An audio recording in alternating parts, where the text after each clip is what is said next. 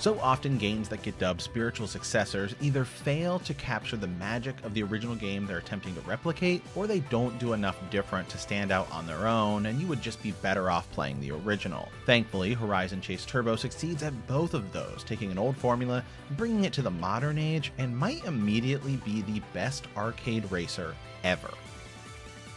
Originally released in 2018 on just about every platform, Horizon Chase Turbo is an arcade racer that draws its clear inspiration from Outrun and Top Gear. It's an incredibly fast racer with an art style visually that kind of reminds me of a modern PS1 game, at least on the landscapes. It has that sort of boxy, polygonal textures with trees and mountains, but they're smoothed out to look HD.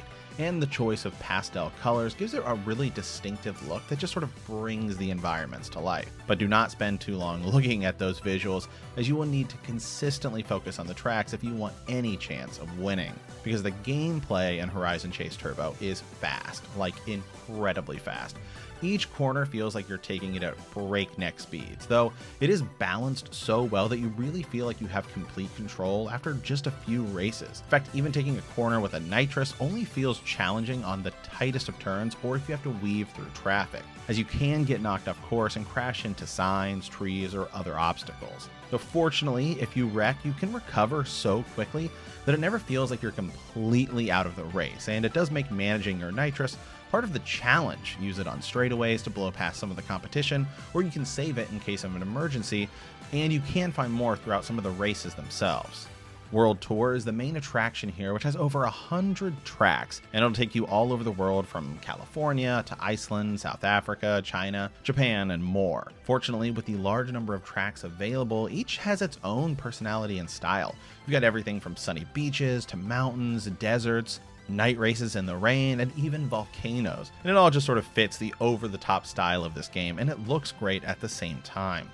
There's a lot of reasons to come back to World Tour as well. While finishing at a decent position in each race is good enough to let you progress to the next stage, your real goal is to get a perfect score. Throughout the races, there are blue tokens around each track, and in order to get a perfect, you'll need to collect every token and finish the race in first. This also adds some difficulty to even the early stages because the tokens will be in specific lanes. So sometimes you'll need to be on the left side of the track, other times you'll need to be on the right side of the track, all while weaving through other racers as you push towards the front.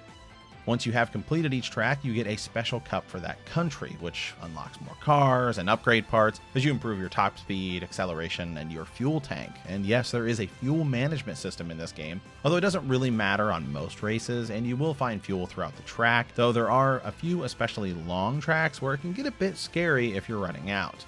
The cars themselves are modeled on real cars, but there's no licenses here, so there are plenty to choose from with multiple paint jobs and different designs. You have everything from Dodge Vipers to Camaros, Volkswagen Beetles, Ferraris, or at least their likenesses to choose from.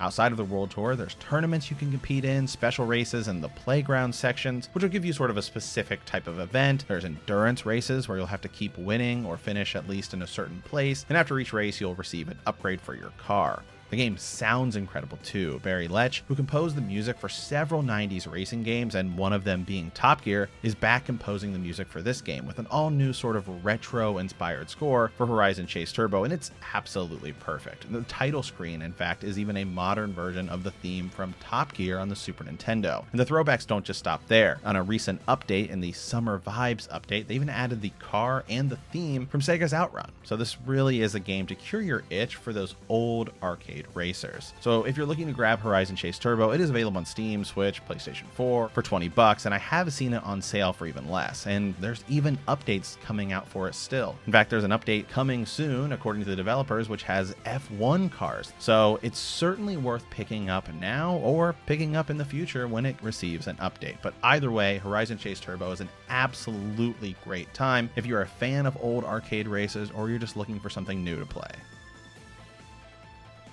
If you like this episode, be sure to hit that subscribe button or check out our podcast on iTunes or come hang out on Twitch. We'll see you next time, and as always, thanks for watching.